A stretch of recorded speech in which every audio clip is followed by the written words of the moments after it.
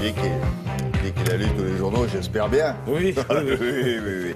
Alors, on commence par qui? William, bonjour à tous. Vous vous rappelez Bryce de Nice, le surfeur tout de jaune vêtu qui passait sa vie à attendre la vague idéale, qui ne venait jamais? Eh bien, figurez-vous que Jean Dujardin va être exaucé. La vague idéale existe.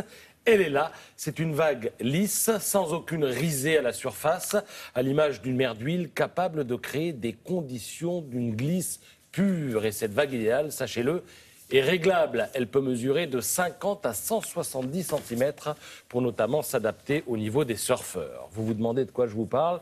Vous n'avez pas tort. Moi-même, ce matin, en ouvrant le Figaro, j'ai eu un doute. Et pourtant, il se passe qu'une filiale d'EDF, Hydrostadium, vient de modéliser la vague parfaite. C'est d'ailleurs son métier à cette boîte de faire des vagues, puisqu'elle construit des stades de parcours d'eau vive pour la pratique du canoë-kayak. Elle a d'ailleurs construit les stades spécialisés de Sydney, d'Athènes, de Pékin. Et elle espère faire de même en 2024 si d'aventure Paris accueille les Jeux. Alors, il est une autre vague qui fait beaucoup parler, que l'Europe n'a pas vu ou pas voulu voir arriver. Cette vague, c'est celle des réfugiés.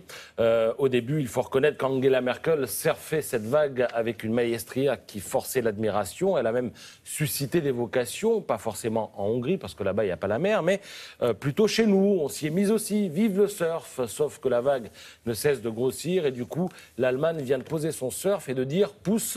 Vous voyez la une du Figaro, rétablissement du contrôle aux frontières. L'objectif étant de réduire l'ampleur de la vague et de revenir à un procédé ordonné des arrivées. Un procédé ordonné des arrivées. Chacun verra, d'aucuns verront là l'expression d'une particularité très allemande. Il se passe que les Allemands n'aiment pas trop la pagaille. Ils ont même un mot assez définitif pour la désigner, le chaos. Et là, il faut croire qu'ils en éprouvent la dimension pourtant prévisible.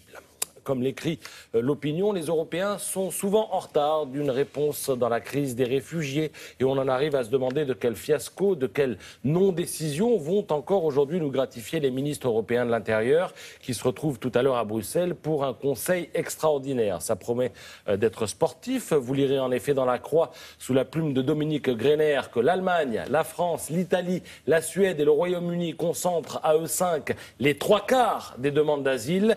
Et ces pays-là aimeraient partager le fardeau avec d'autres, mais les autres, qu'ils soient tchèques, polonais, slovaques ou hongrois, ne veulent pas en entendre parler.